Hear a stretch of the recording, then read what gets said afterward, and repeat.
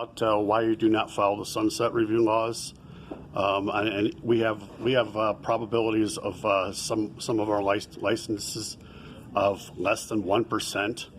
Architects is at 0.27% of a probability of obtaining after you earn an accredited degree and apply for the license. CPAs, which you just rubber stamped, is also around 1%. They won't say what a couple of the parameters are, what's the percentage you're getting through the internships, but it's just to get through the exams is 5%. And so you're not doing your jobs. And I've been demanding you do your jobs. Jesse, you had the physical therapist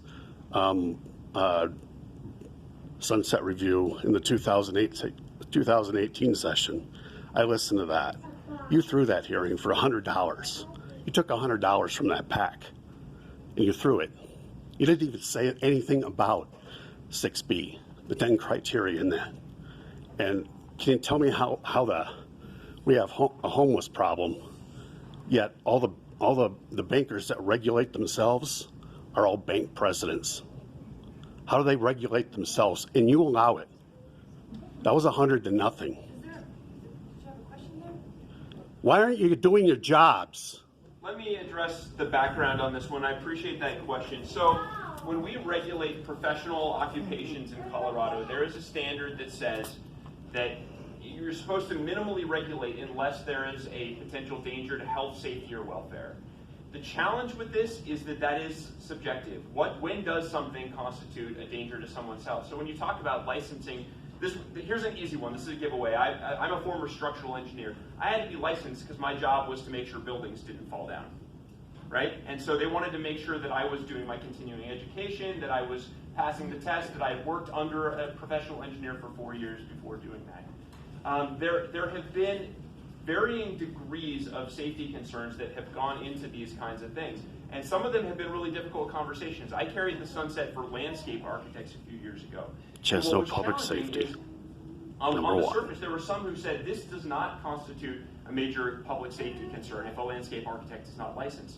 But what I learned as I got through the process is there are major issues where if they fail to do their job, it can result in millions of dollars of property damage. Yeah. So is that something that is a public concern that we need to regulate the profession to protect from? Well, that's the balancing act. So contrary to your assertion, I think we are doing our job, but there are differences of opinion about when something constitutes a health, safety, or welfare. Then I need to see I need to see your documents. Qualified to do their job can do significant harm to a patient. I think that is not the question. That is not the question. You have a certain criteria you must follow. The law says you must follow it. It's pretty rare when a legislative body says they must do this and you don't. Where's the affirmative action? Medical doctors, you just rubber stamped that again.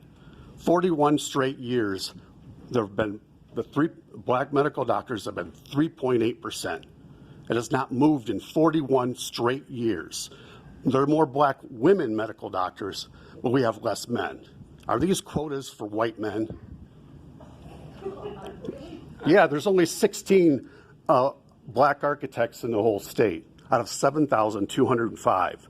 It's a big part of your equal pay problem. But you don't do anything. You must encourage affirmative action. You don't. You don't even say the words. It's in the law. Take that offline. Yeah, we can take it offline, and let's move on to the next question. Number 9.